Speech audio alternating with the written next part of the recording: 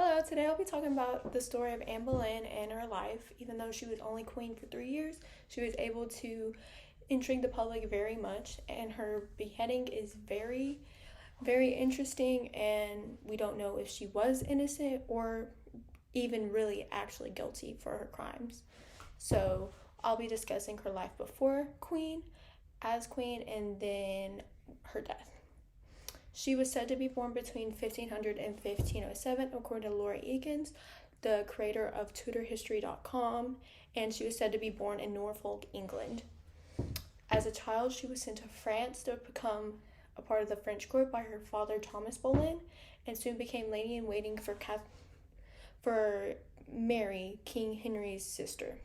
And then she becomes lady-in-waiting for Catherine of Aragon, who is King Henry VIII's first wife, who she soon marries.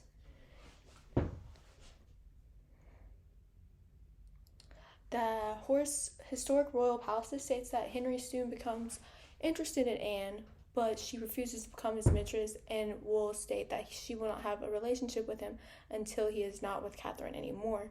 And this proceeds to them sending love letters for many years while he is still with Catherine.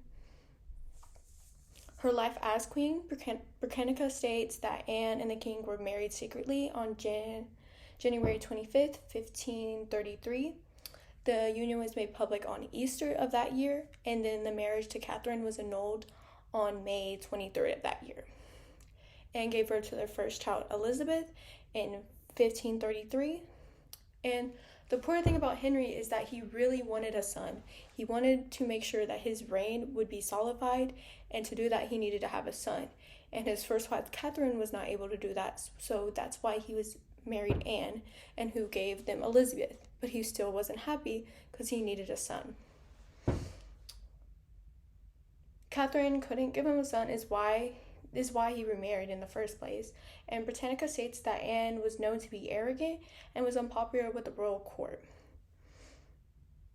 Henry soon grows tired of Anne because the only reason he really married her was because he needed a son, and the intrigue and his love is soon fading away because the pressures of having a son is weighing down on him. She gives birth to a stillborn son in 1536, and then her death. Historic royal policy states that Henry begins to rethink his marriage because he still has no heir. His second marriage has not been successful for him, and he's starting to think maybe he needs to remarry someone else in order to solidify an heir.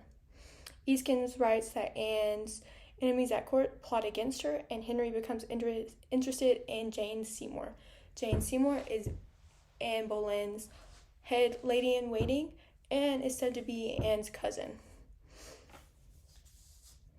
Anne is soon accused of treason and adultery from the court and is tried and is arrested on May 2nd, 1536 for treason. Britannica writes that she was put to trial but claimed to be innocent the whole time she was there and always stated that she was innocent. Anne was beheaded on May 19, 1536, and protested her innocence up until her last breath. Her last words were, "I have come hither here to die, for according to the law and by the law I am judged to die, and therefore I will speak nothing against it. I pray God save the king, for a gentler nor merciful prince there never was." And then Henry marries Jane Seymour 11 days after Anne Boleyn's death.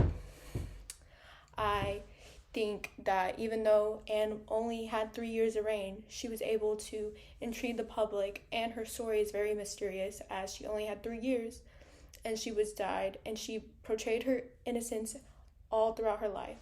And Henry had 6 wives, and out of those 6 wives, 7 of those died mysteriously or under difficult circumstances. So I really hope you enjoyed this and you learned more. I was very intrigued by her, which is what inspired me to write about her, and I hope you like the story. Thank you.